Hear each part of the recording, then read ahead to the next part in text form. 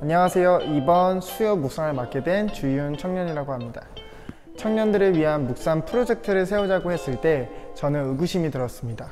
우리가 이렇게 묵상 나눔을 한다고 해서 청년들이 볼까? 내가 우리를 위해 어떤 묵상을 할 수 있을까라는 생각이 들었기 때문입니다. 지금은 완전히 생각이 바뀌었습니다. 우선 다른 청년들의 묵상들을 쭉 들으면서 한 주 동안 저의 삶을 다시 돌아보게 되었습니다. 더불어 제가 묵상을 준비하게 되면서는 제 부정적인 고집들이 바뀌었습니다. 제가 한 주간 묵상한 말씀은 예레미야 31장에서 33장까지입니다. 그 중에 32장 내용 전체가 와닿았는데요. 먼저 말씀을 읽고 제 말을 들어주시면 좋을 것 같습니다.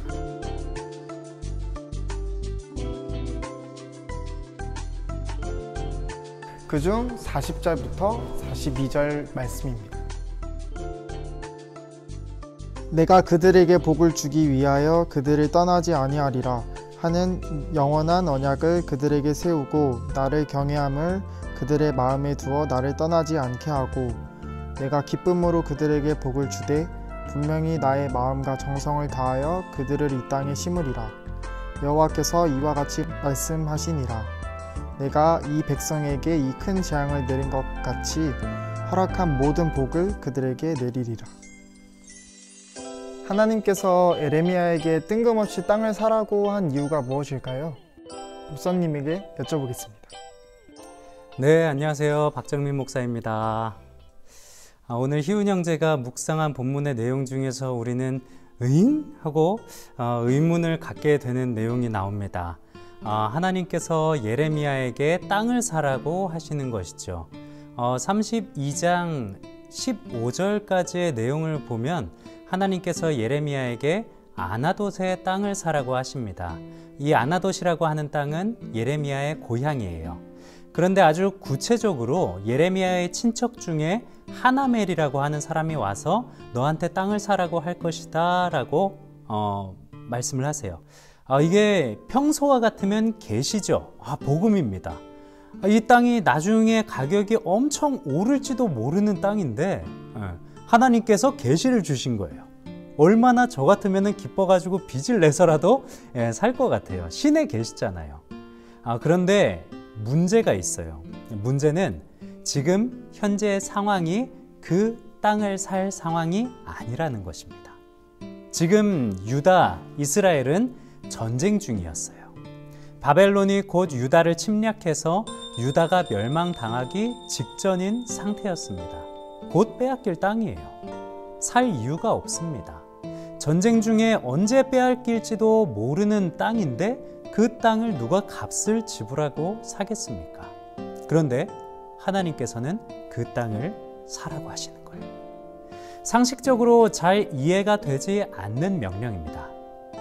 그런데 우리가 이 본문을 보면서 좀 이해해야 될 부분이 있는데 성경에 나오는 하나님의 지시나 명령 중에서는 이를 글자 그대로만 우리가 받아들이는 것이 아니라 이것을 더욱 큰 상징적인 의미로 해석해야 한다는 것을 우리는 염두에 두어야 합니다.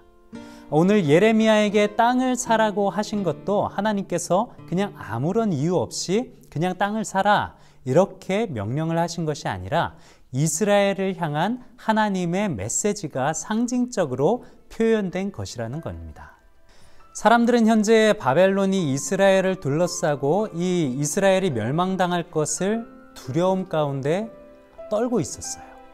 그래서 하나멜도 기약 없는 이 땅을 어차피 갖고 있어봤자 뺏길 게 당연하니까 예레미야에게 넘겨버렸습니다. 하지만 하나님은 이스라엘의 멸망 이후에 돌아올 회복의 날을 이미 예비하고 계셨던 것이죠. 그 땅을 빼앗긴 것으로 끝난 것이 아니라 반드시 그 땅을 되찾을 것이다 라고 약속하신 메시지입니다. 예레미야에게 땅을 사라고 명령하신 것도 회복을 계획하고 계시는 하나님의 소망의 메시지를 예레미야에게 상징적으로 보여주신 것이라 볼 수 있겠습니다. 비상식적인 명령인 것 같지만 사실 비상식을 뛰어넘는 하나님의 섭리인 것이죠. 하나님은 왜 지금 우리에게 이렇게 힘든 고난을 주셨을까? 지금 나는 이 광야와 사막 같은 상황에서 어떻게 견뎌내고 있을까? 제 스스로에게 많이 물어봤습니다. 코로나가 지금 우리 모두에게 큰 어려움입니다. 특히나 저는 처음에 정말 믿음을 유지하기가 쉽지 않았습니다.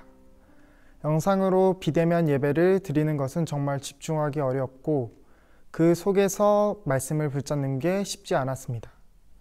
코로나 상황은 나아지지 않았고 저는 일상에서 큐티 말씀과 기도를 멀리하게 되었습니다.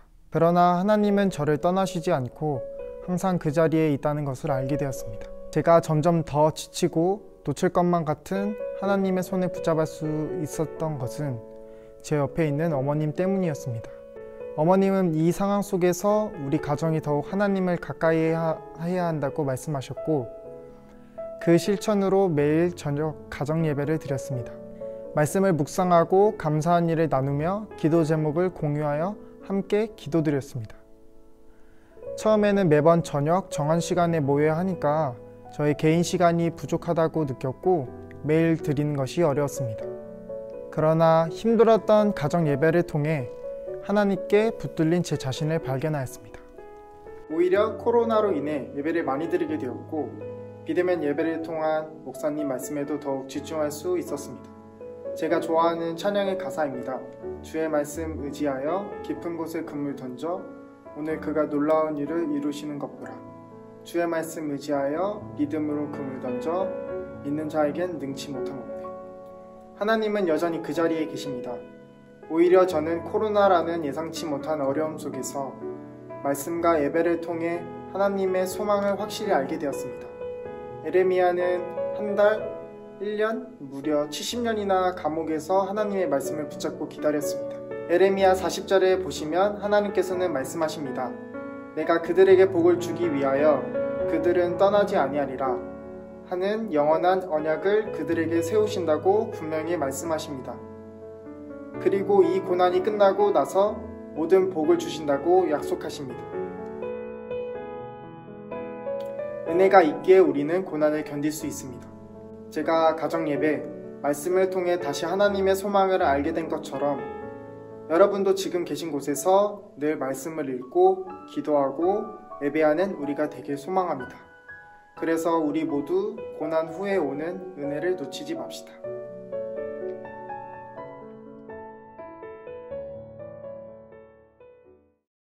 오늘 묵상은 여기까지입니다. 다음 주 이 시간에도 생명의 삶 말씀으로 주암청 생수가 계속됩니다. 여러분들도 같이 묵상에 참여해주세요. 감사합니다. 안녕.